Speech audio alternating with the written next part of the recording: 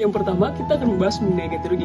Nah, apa sih itu ganti rugi, teman-teman? Ganti rugi adalah hak seseorang untuk mendapatkan penggantian kerugian akibat tindakan aparat penegak hukum yang tidak sah. Misal, jika seseorang ditangkap atau ditahan tanpa dasar hukum jelas. Sehingga teman-teman, dalam artian kalau kita membahas mengenai ganti rugi, kita akan berbicara tentang bentuk pertanggungjawaban negara kepada individu yang dirugikan akibat tindakan aparat penegak hukum yang melanggar prosedur. Selanjutnya, mengenai dasar hukumnya, ganti rugi ini itu diatur dalam pasal 95 KUHP, teman-teman. Dan untuk prosesnya itu sendiri, dia ajukan melalui sidang pra-peradilan di pengadilan negeri. Kemudian hakim akan memutuskan apakah tindakan aparat penegak hukum tersebut melanggar prosedur dan apakah ganti rugi layak diberikan. Nah, contoh kasus dari ganti rugi kurang lebih seperti begini, teman-teman. Misalnya inilah saya sebagai seorang warga ditahan oleh pihak kepolisian tanpa adanya surat perintah resmi.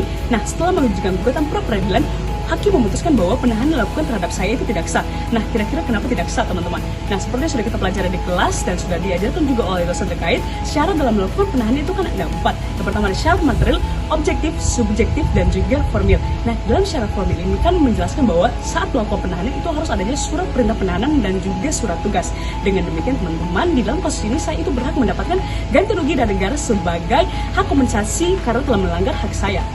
Jadi kesimpulannya, teman-teman, dalam konteks ganti rugi kita harus mengingat asas praduga tak bersalah, yang dimana setiap orang dianggap tidak bersalah sampai terbukti sebaliknya, sehingga mereka berhak untuk mendapat ganti rugi apabila tindakan aparat penegak hukum tidak sah.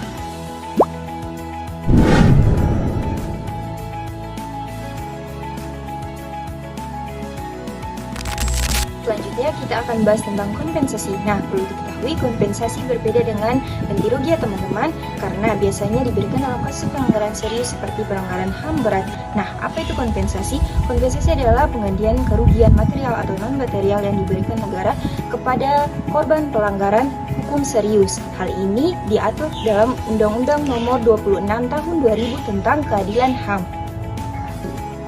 Contoh kasus dalam konteks kompensasi kita dapat kasus yang melibatkan PT Afif Pharma dan Siti Samudra Chemical, di mana lebih dari 200 anak mengalami penyakit gagal ginjal akibat obat-obatan yang mereka konsumsi. Pengadilan memutuskan bahwa kedua perusahaan harus memberikan kompensasi kepada keluarga korban sebesar 60 juta per anak, meskipun banyak yang merasa jumlah tersebut tidak mencerminkan keadilan bagi korban yang mengalami trauma dan kerugian besar. Sehingga perlu diingat bahwa saat kita membahas mengenai kompensasi, penting untuk menekankan prinsip perlindungan hak asasi manusia, yang dimana negara berkewajiban untuk memberikan kompensasi kepada korban pelanggaran HAM sebagai bentuk keadilan.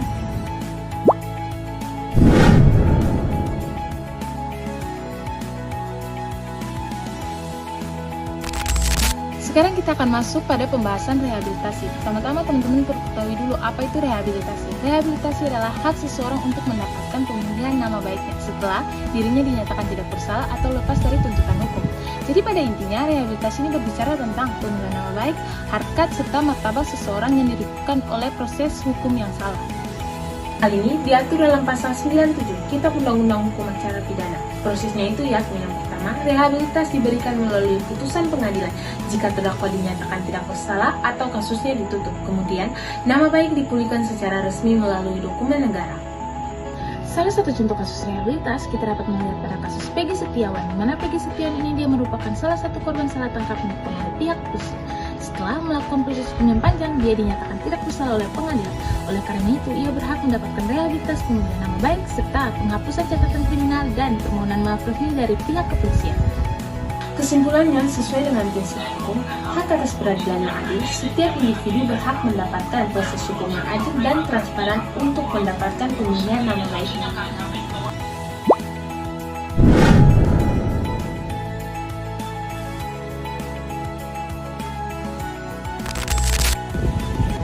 Selanjutnya, saya akan menjelaskan apa sih pra-peradilan itu dan apa juga pasca peradilan angka.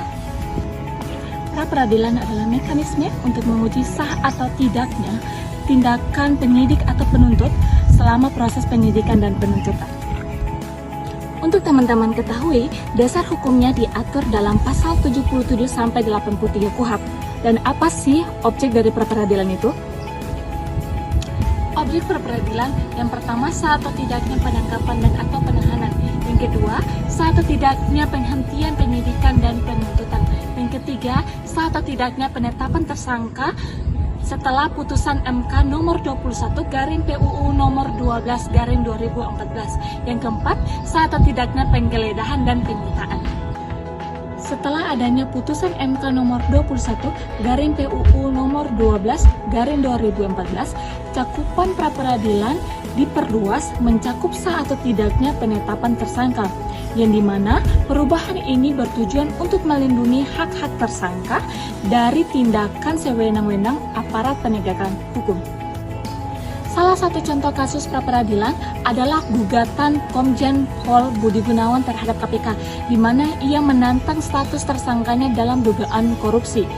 Dalam putusannya, Hakim pra-peradilan menyatakan putusan tersangka terhadap Budi Gunawan tidak sah karena tidak memiliki bukti yang cukup, sehingga menegaskan pentingnya mekanisme pra-peradilan untuk melindungi hak-hak individu.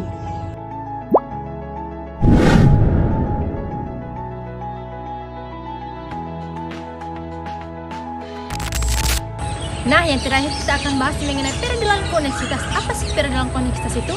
Peradilan koneksitas merupakan mekanisme khusus untuk mengadili tindak pidana yang dilakukan secara bersama-sama oleh dua golongan yurisdiksi yang berbeda, yakni sipil dan militer.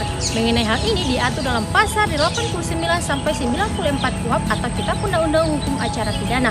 Kemudian, dalam peradilan koneksitas adanya kompensasi majelis hakim, yakni gabungan hakim peradilan umum dan militer dengan tujuan untuk menyederhanakan proses hukum ketika pelaku berasal dari dua golongan yurisdiksi yang berbeda dan memastikan keadilan bagi semua pihak. Contoh peradilan koneksitas. Contoh peradilan koneksitas dapat dilihat dalam kasus tindak pidana korupsi yang melibatkan seorang anggota TNI aktif dan pegawai negeri sipil. Dalam kasus ini, kedua pelaku dituduh melakukan tindakan korupsi secara bersama-sama. Untuk memastikan keadilan bagi semua pihak, perkara ini disidangkan di pengadilan negeri dengan gabungan majelis hakim dari peradilan umum dan militer. Demikian pembahasan dari kami mengenai ganti rugi, kompensasi, rehabilitasi, pra-peradilan, pasca peradilan Mahkamah Konstitusi, dan peradilan koneksitas. Semoga video ini dapat membantu teman-teman dalam memahami konsep-konsep penting dalam sistem hukum di Indonesia. Terima kasih.